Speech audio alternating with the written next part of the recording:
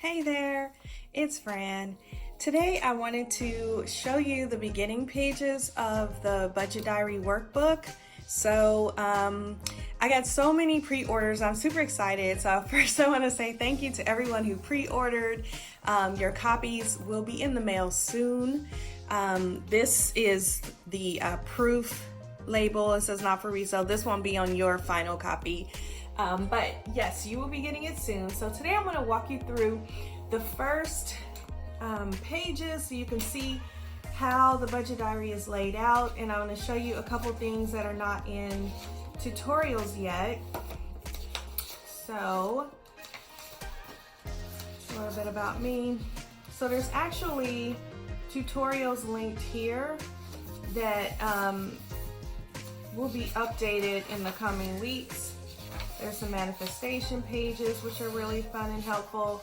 There's a debt snowball that I'm not really going to go through this time because I do have a tutorial on that debt snowball that's in the Queenstone Budget headquarters, or the Budget Diary headquarters. I'll show you how to use this page. So these two pages are goal tracker coloring pages, where you can basically have fun with, heading towards your goals. So I want to show you how to use it. So you color in a block each time you save the milestone amount.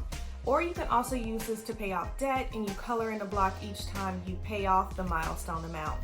So how do you get the milestone amount? So your goal amount is how much you want to save or pay. So let's say you want to save $25,000. So I always tell you, use your calculator. $25,000, and then you divide by 150. Divided by 150 is $166.666, so about $167. So what you would do is you would write in $25,000 here for your goal amount, and then your divided by 150 amount is 167. So each block represents $167.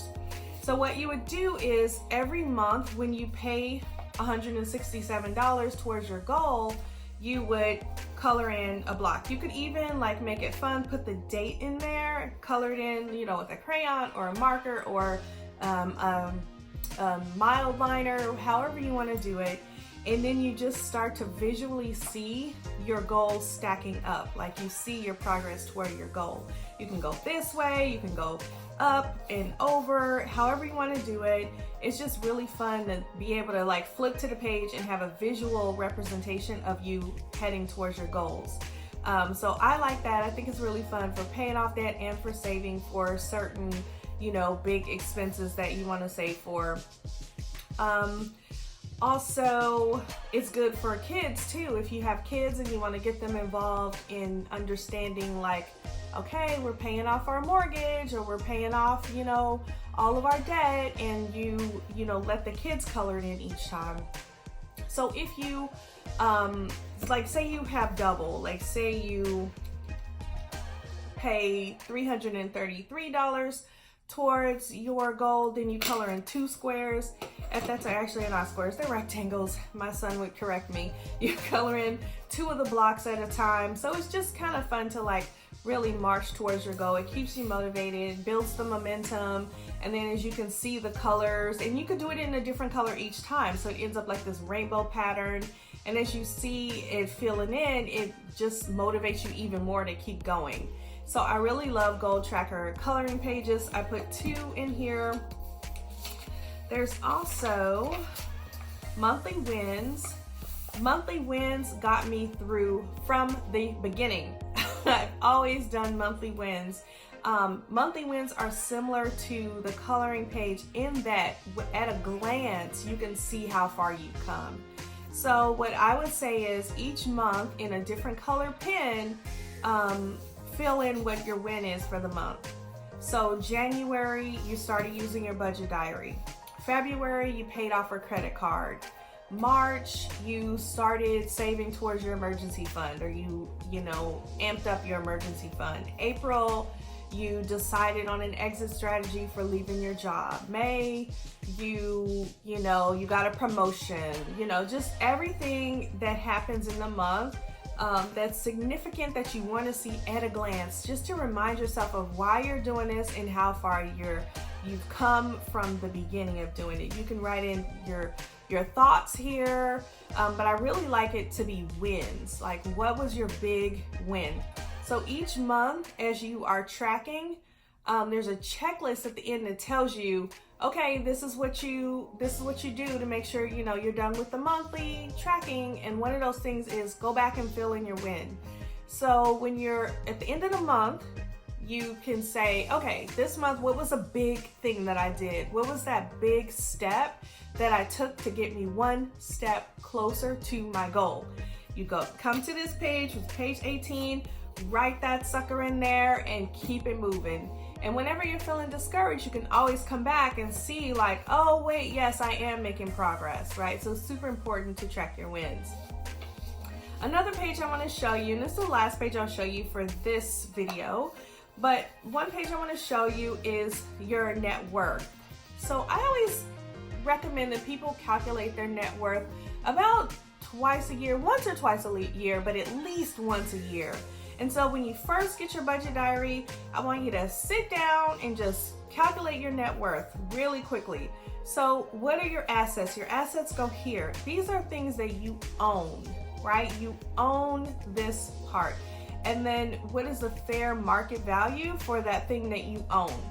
So do you own your car outright? Like you don't have any more payments on it, and put your car here. What's the fair market value? If you have to go look up Kelley Blue Book or something like that and see like how much is it worth?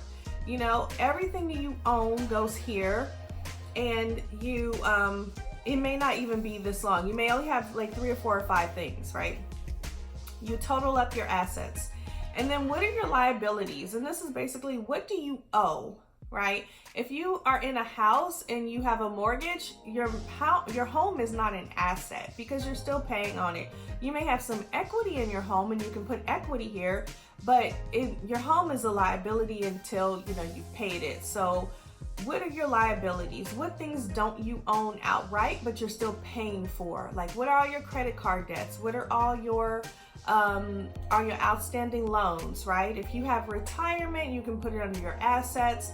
But if you have personal loans and that kind of thing, you can put it under liabilities. And put the amount that's due. You might want to put the date. The date goes here. And you put the amount that's due, because this will change as you start to pay these off. You total up your liabilities. Your net worth equals your assets minus your liabilities. So put your assets here, got liabilities here. Do the math. Of course, like I said, use the handy calculator. We are not in 3rd grade. You do not have to show your work or prove anything. Just do the math real quick. Put your net worth here. And so you have the date and you have your net worth. And then you can always come back and look at this next year when you get your new budget diary and compare and say, wow, look at that. I've decreased my liabilities this year. I've increased my assets and my net worth has gone up. Another good thing I like about calculating your net worth is that a lot of times we have more wealth than we realize.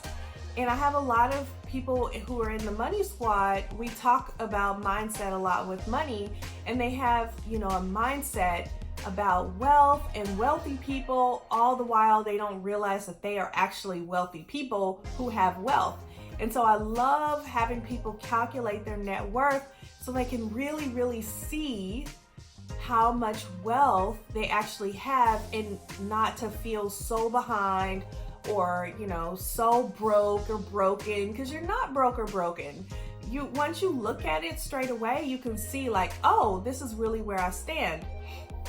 And for me, when I calculated this, it was actually really liberating to see my liabilities lined out, because when I did that, I could see like, this is what I need to work on. Like, this is the game plan. Once this is lined out, I'm like, boom, there's my work, got it, right? I had my assets and it was fine. I had actually a higher net worth than I thought I did. And my liabilities, I knew I could conquer them.